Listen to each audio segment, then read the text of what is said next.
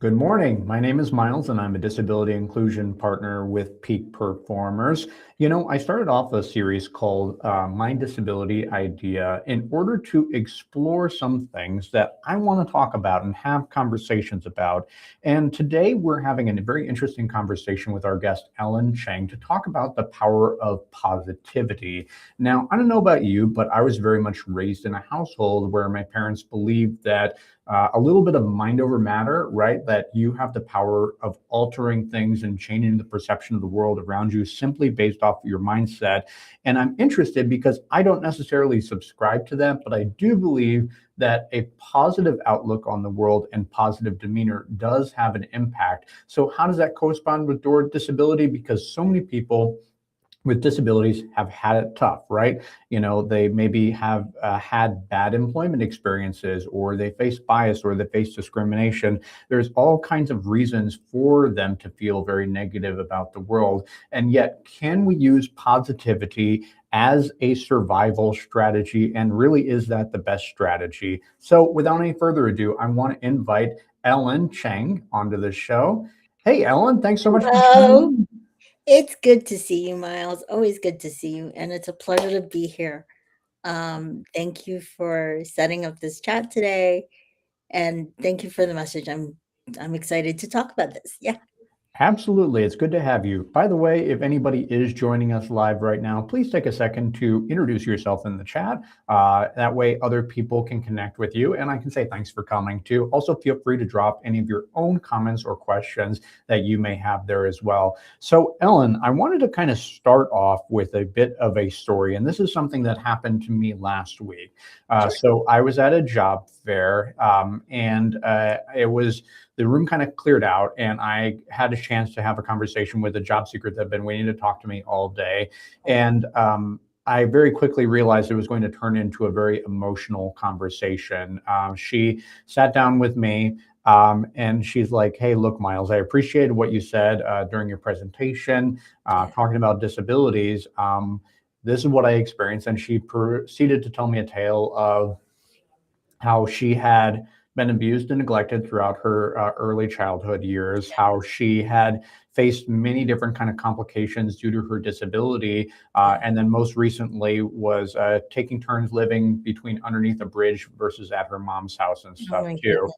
And Yeah. so she obviously had a lot of negativity, and she expressed herself with tears when she was Yeah. talking with me.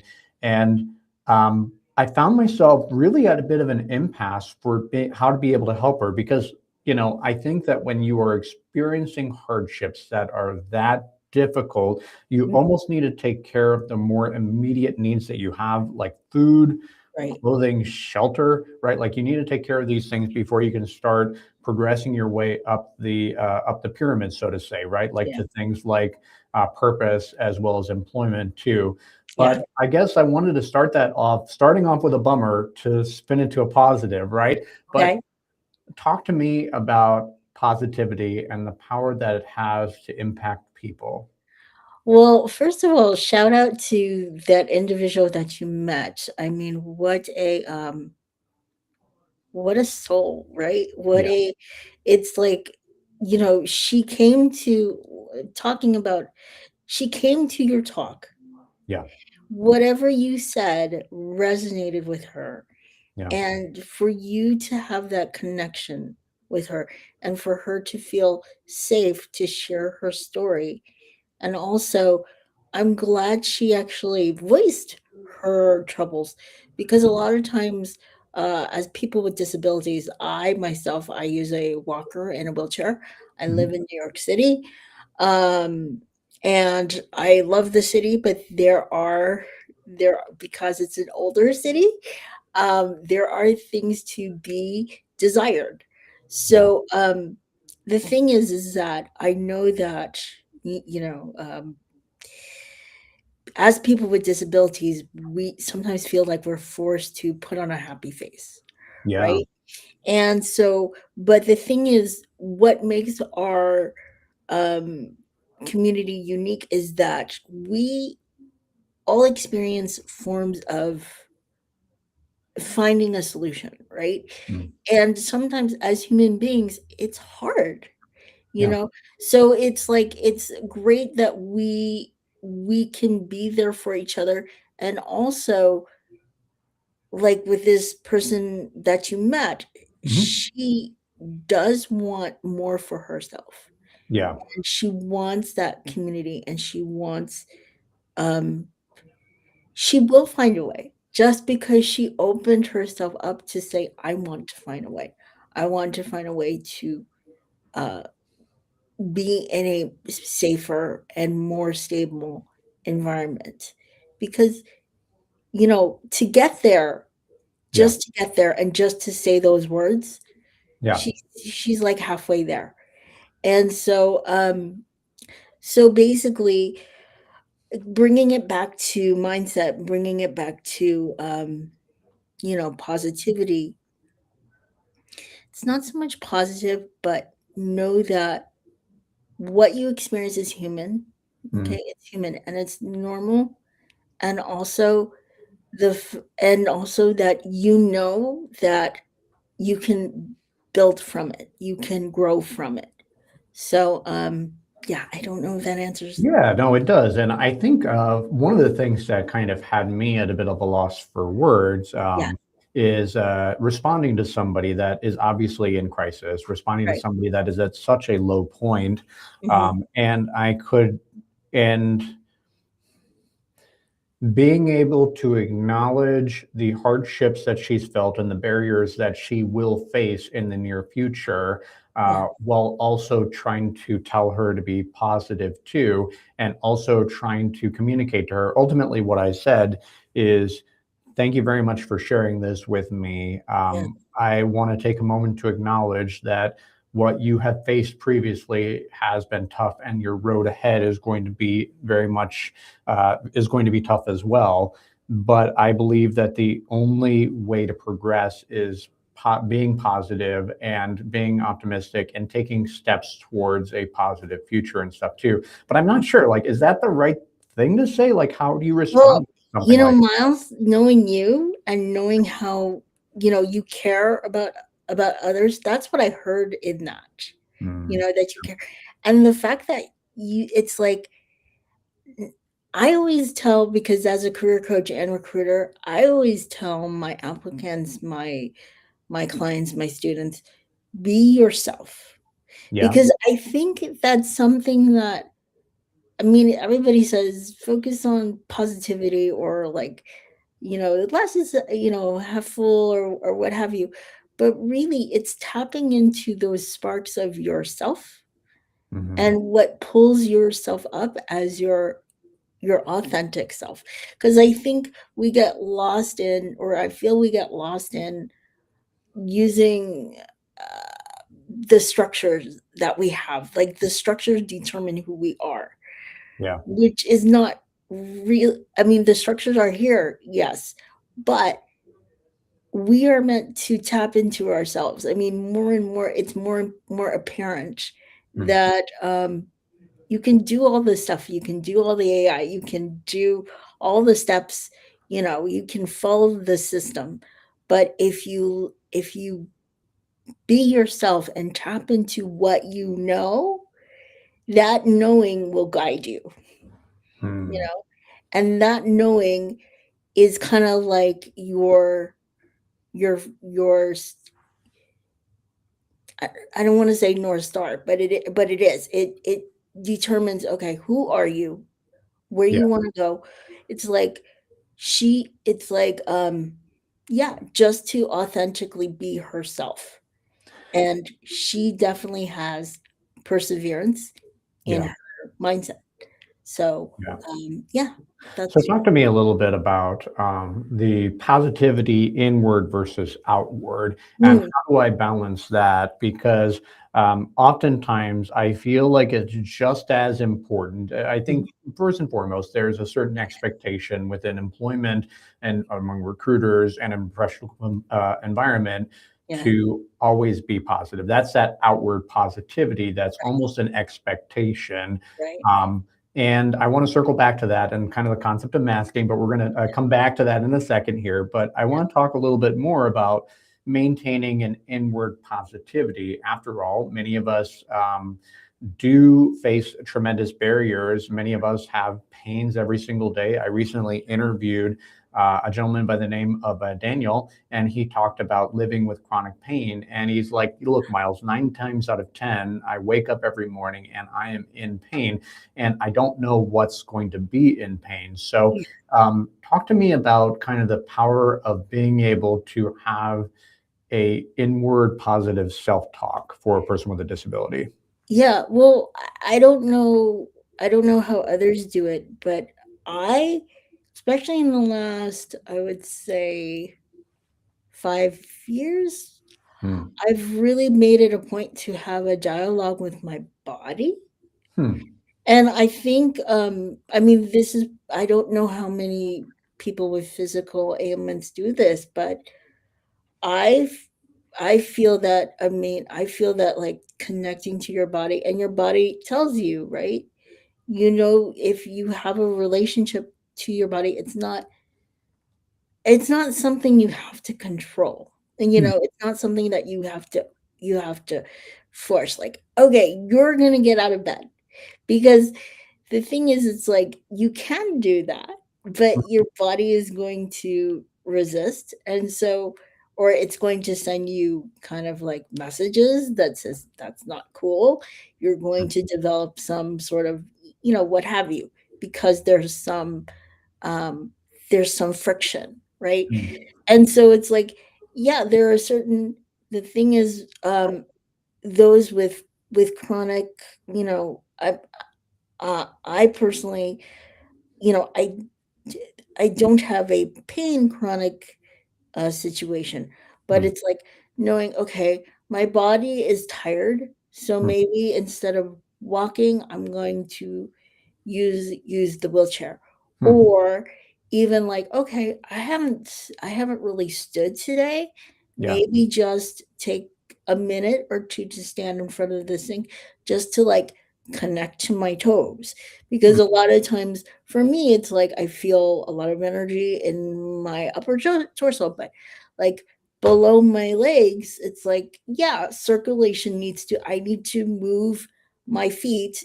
Remember to move your legs. Remember to connect to that and say, hi, hello, how are Hmm. you doing? you Yeah. know because it's like, um because we're so focused. And I don't know how others are with their own disability or physical needs, but it's like I can get so much in this area of myself. It's like I have to concentrate. I know you can't see it, but I have to concentrate on the lower extremities of myself, my legs, my Hmm. toes.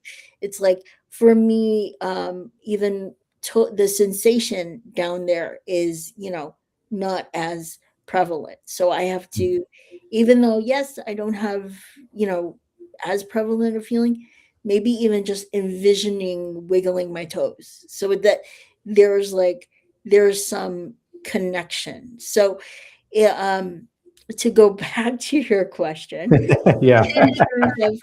in terms of like, knowing yourself and your physical limitations, um just when it comes to interviewing, I would focus on what you can do or Hmm. what you have done to kind of like manage those things. Hmm. Because especially when it's like, okay, yes, you may have chronic pain, this and this and this, but you can tell the hiring manager or whomever you're talking to your solutions or what you can do instead. For Hmm. example, if the temperature is too cold, you Hmm. notice that your muscles tighten, and Hmm. on those days, you're able to maybe function better in the morning, let's say. Or if you could have, if you could have permission to maybe work on that at night. Hmm. um, a lot of times in today's market, um, you know people, thankfully, are more about just giving you the space and time to do what you need, and then you delegate what that time is. So Hmm. as long as you have a solution, Hmm. people are more open to it. Okay. Hmm. um People are less, I would say, less troubled if, it's not about, oh, I have this condition, so you have to do this for me.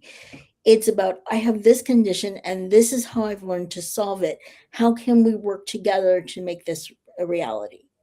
Yeah. Okay. So by phrasing things that way, Yeah. it's easier for the hiring manager or whomever you're talking to say yes. Yeah. Okay. So it's basically know your body. If I were to summarize, know Yeah. your body, know how you have solved these things in the past. Okay. And then bring that solution to whomever you're talking to Yeah. and work and be the problem solver for them. And that just makes hiring so much easier. I want to give a quick shout out to Eric and Maria. Thanks to both of you for joining us live on the chat today. Hey, Eric, Eric Maria. says, be yourself. That's the easiest way to shine in an interview. Trying to be someone you're not may cause confusion and may come across unauthentically too. So Mhm. interesting. I appreciate that perspective, Eric. And Yeah. Eric, by the way, is my colleague here at Peak Performers, and he is Hey. one of the most bubbly, energetic, He is. positive He people that is. I know Yes. in my life. Yes. And it's interesting the way that you phrased this right here is I feel like you answered a little bit more pragmatically than I anticipated. And that's actually kind of where I'm at too. Mhm. So about a decade ago, I went through a traumatic life experience myself. And what I found afterwards, after healing from that, Mhm. is that I don't really get excited anymore. I don't, and at the same time, like I tend to be negative, but it tends to be like a neutral negativity and stuff of like, wait, we'll see kind of thing. And it's interesting. So I recently had a uptick of interest in two of my board games after they were initially canceled from Mhm. contract due to the ongoing tariff disputes. Uh-huh. And I had two publishers that signed on that said, hey, look, we're interested in doing this. Uh-huh. And I probably went like a solid like 2 or 3 days before even telling my wife and even telling another person. And then finally she managed to pull it out of me like in the course of a conversation. And she's like, oh, aren't you excited about that? I'm like, no, because let's wait and see. Let's wait till and see till the game actually comes out. And I Yeah. feel like so much of that, like even as I was planning for my trip to Sicily, Yeah. back last year in 2025, I didn't get excited until the moment that I was on the plane. And Yeah. so I almost have like a pragmatic control, but Yeah. also like a neutralness and stuff too. So part of me is like, I wonder if there's something that's a little bit off with me that I don't have this kind of level of excitement, but it sounds like you have a similar level of pragmatism effectively when it comes to operating within the world and Yeah. not, yeah, go Well, ahead. it's definitely, full disclosure, I've job searched for a lot of positions before. Yeah. And it's really like what I like to do is lean into the fun part of it, right? Yeah. Uh, a lot of people don't like networking. I love networking Yeah. Yeah. because you meet so many cool people. And actually, to me, that's the most fun. To me, it's like that's what, if you're job searching, that's what gets me up in the morning and says, oh, I get to talk to this person and that person. And just, you don't have to get excited about the big picture, Yeah.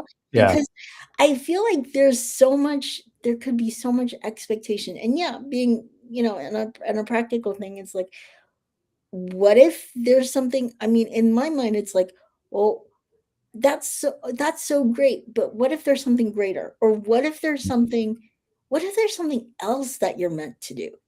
you Yeah. know and it's like because we get so focused on the results, you know Yeah. Yeah. it's so focused on, I have to have this thing come through, this one thing, and if this one thing doesn't come through, oh, it's And I so think that what's important too is that we maintain our positivity around elements that we can control and yes, that we adopt a little bit more neutrality towards things that are outside of our control. And that way it doesn't destroy us. I mean, what do you think? I couldn't have said it better myself, Miles. Thank you for connecting the dots. Yeah. That's exactly it. Um, because you don't know, right? You don't know. I see so many job seekers because I work with job seekers on a daily, weekly basis about them like, I have to pay my bills. I have to. But it's like if you're coming with that energy, if you're coming with that mindset Mm. into your connections, into your interviews, it doesn't, people don't gravitate towards desperation. Yeah. And I feel like our body doesn't gravitate towards desperation either. That's why we get so tight. So if we focus on the things that are here and that can uplift us and Mhm. can allow us to be our authentic, um I don't want to say positive because it's Mhm. not, but like the things that bring us, like, show our value. Yeah. If we can focus on those things, anything that shows what you have to bring to the table versus otherwise. I mean, that's what people are going to remember in your conversations are the things that it's like light you up and light them up. Um, Absolutely. It's yeah, so apparent in a job fair. Like it, yeah. you see the people that are obviously beat down with the process Mhm, and they walk up and they're down in the dumps and stuff. And I've learned over time to be pretty receptive to them and to try mhm, to open up the conversation with positivity. But I can just imagine how other employers would respond to that and mhm. pretty quickly shut down that conversation. And unfortunately, that's a bit of a self-reinforcing cycle too, where Yeah. it's like the more negative you are, the more likely it is you're going to have negative experiences with prospective future employers, and so on and so forth repeat. So it's important to kind of break that cycle. But I Mhm. want to back up a couple of steps to talking about the concept of masking. So masking, for people that are unaware, is a concept used mostly by people with autism to describe the experience of concealing their emotions or their true self within a social kind of environment that might be a workplace. So, particularly this lends itself because they may adopt false airs in order to fit in with the crowd. And I feel like assuming constant positivity, if you're a person that does not express yourself that way, may quickly lead itself into masking territory. So, how do we balance being our true self with being positive to the outside world? That's a very good question. That's a very good question, Miles. I would look okay, so there's this what gets confused is being positive versus being fake or being or mask or being someone who you're not. Yeah. You can still be yourself and be positive. It's not it's not really about being positive. It's about I am this way and this is the benefit of that. Hmm. For example, um, if you were someone that, for example, feels like they always have to smile, Mhm. um, Yeah. and excuse me, and they're not, they're not in the mood for a smile. Like for example, right now, excuse me, I just have to clear my throat. Um, but it's like, but owning that, right? I have to clear, I have to clear my throat. But like for example, if you feel like you have to smile and you just don't feel like smiling, Mm, you can like one, you just don't feel like smiling.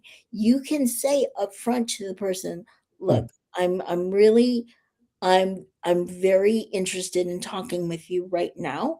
For myself, sometimes, smiling comes difficult to me. So I'm listening intently with you, and I do appreciate our meeting. If mm. I don't show it, please don't take that as personal. It's just how I am. I love that. So it's owning who you are without having, because you're still positive, right? Yeah. You're very interested in being there. Just because you don't have what is known as the weight of what people are looking for doesn't mean you're any less prepared or less present. It doesn't mean that at all. Um, I have had, um, with a personal anecdote, Mm, my father is a very, I mean, he's very, accomplished. He was, a vice president, he was all that. He was yeah. actually, when he left the company, his whole team said, "You were the best manager I've ever had." When he Mm, retired, he got so many notices that, um, they they are a better leader because of him. And so he's someone that I really respect. hmm, And he said to me with, all love, that, the way I sit, people may take that as not as qualified, mm, because my core isn't as strong as a regular person, right? I sit like this, I can do like this often in my calls. I'm shifting. My brother has even made fun of me, because brothers do that. yeah. So I have done that, and I have done that in interviews. And um I don't think I've ever had an interview where it's like, well, we don't want to hire you because of how you sit, Hmm. you Yeah. know? Um, Yeah. because even though it's like we feel that, when you sit like this, you don't look as intelligent. And to me, it's like, I've always, I mean, I've always taken that comment with, okay, that could be someone's truth. But if I answer the questions and if I show you what I can do, you're either going to see that or you're not going to see that. Yeah. And um and at the end of the day, that's not something I can control, right? And I It's think it's important that we acknowledge that everybody expresses themselves differently, but sometimes it's helpful if you communicate what's going on underneath the hood, right? Like, exactly. here's how I'm feeling right now, even if it's not visibly on display. So Yes. it's important to communicate that. So it shouldn't, like, right? Like, the onus should be objective measures and qualifications of a candidate during the interview, but we all Right. know that that doesn't necessarily happen, and we can help expedite that process through verbalizing some of the things that are going on through our head, just to make sure that we're not too opaque through the process, too. And that can help with the masking. But I want to switch gears and talk about employers and businesses, Mhm. because, you know, you may not realize it, but somebody showing up for work every day as a person with a disability, Mhm. you don't realize all the steps and all the processes it took for them to get there. Exactly. And it sometimes it was literally, it could have been hours of preparation. It could have been enormous transportation barriers that they faced. It could have been, rude comments that people made to them while they were in transit. It could be that they're in pain, but they're showing up kind of with a smile anyway. So, talk to Mhm. me about the value, the positive value that employers gain from having people with disabilities in the workplace, and how they can be more supportive of that to increase that positive atmosphere. Well, I think that's what you and I talked about last time, Yeah. um, because we Miles and I talk about many different things, um, but basically, it's more about, especially when you have someone on your team Mm, with, that lives day to day, and especially nowadays when people are more aware mhm, of, let's say, their own personal needs. It's um it's so much easier in a way mm, to get to the root of the situation, or to solve something, even let's say a performance, or even let's say, with me, I coach a lot of, entry level professionals. So mhm, a lot of times, you may have this goal for yourself, or you may need something, but you don't feel like you can voice what you need. And so by having someone on your team with a disability Mhm. means that they've found many ways of making it work, Yeah. right? And so I don't think companies know the value of people who come to work and find a solution every day, because their brain, my brain, whoever's, what I notice is our brain is always looking for the solution. We're Mhm. not focused on the problem.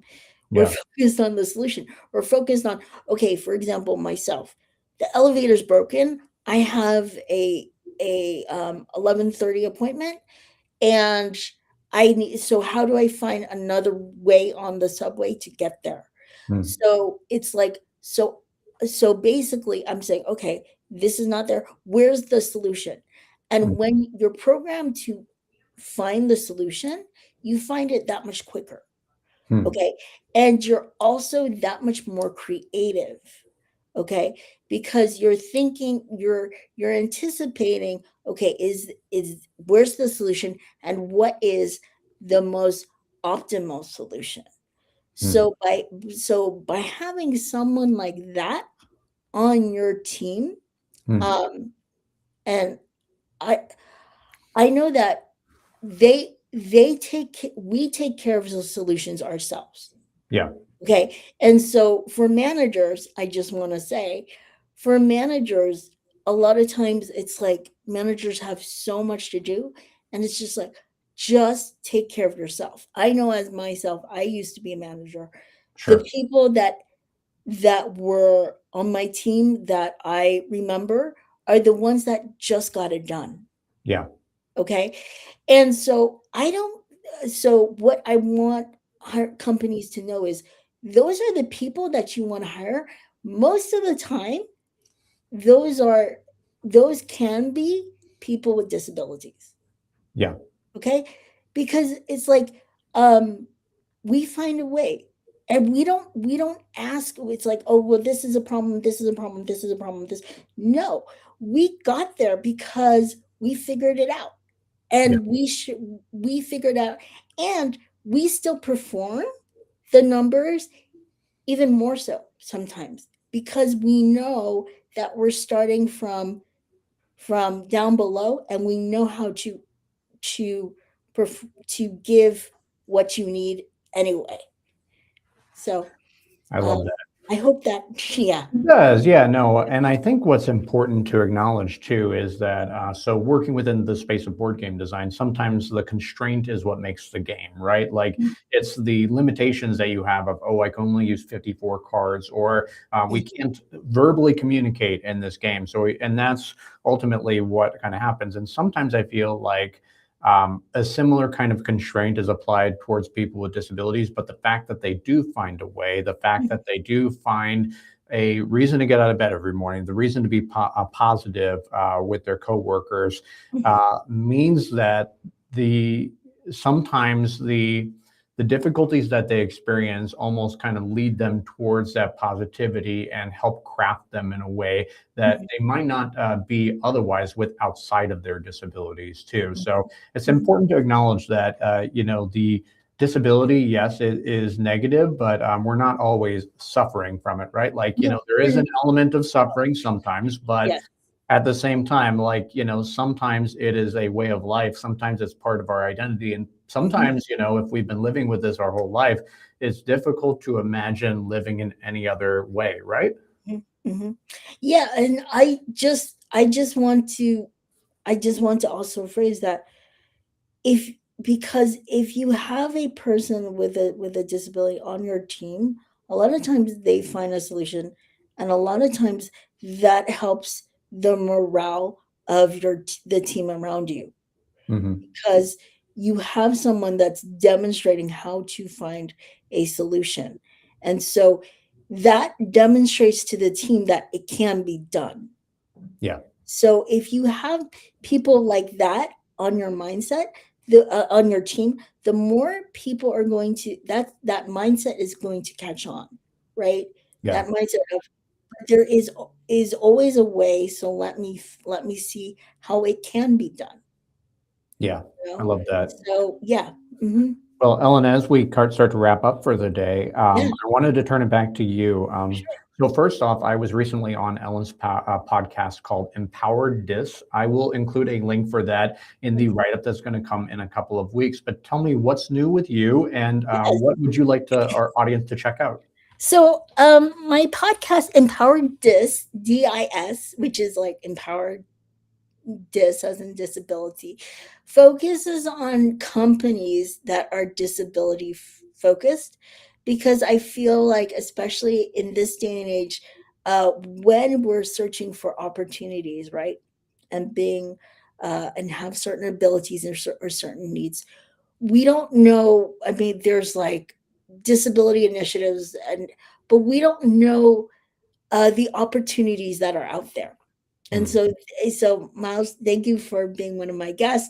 It yeah. was a pleasure to profile peak performers and the work that you do. But in the past, I've also interviewed a neurodiverse staffing agency called Mm, Integrate Advisors. mm, I also am talking to um onward. Well, I'm also talking. I shouldn't say, because we haven't set it up yet, but I'm also talking to other companies that that put accessibility at the forefront, even if it's individuals that have their own disability but have started their own venture. I'm interested in basically shedding a light mhm. to how it is actually, how it's mainstream. It's mainstream, everybody. Yeah. We don't have to hide behind doors, because it's already out there. We're showcasing each other so that more and more people know that we are a voice, and we already are part of the conversation. We don't have to fight to be part of the conversation. We are already part of the conversation. So yeah, so that's what I showcase. And what I'd say is that Ellen is such a positive person, so effusive, and so warm to be around. I certainly hope that you check out her podcast. It was a lot of fun to be on, and make sure to connect with her online as well. That's all the time that we have for today. But again, this has been Miles from Peak Performers. Thanks so much for coming on, Ellen. It's good to Thank have you. you. And thanks everybody who joined us live. Yes. Thank you so much. Have a great day. Thank you, Miles. Bye, Take everybody. care. Bye.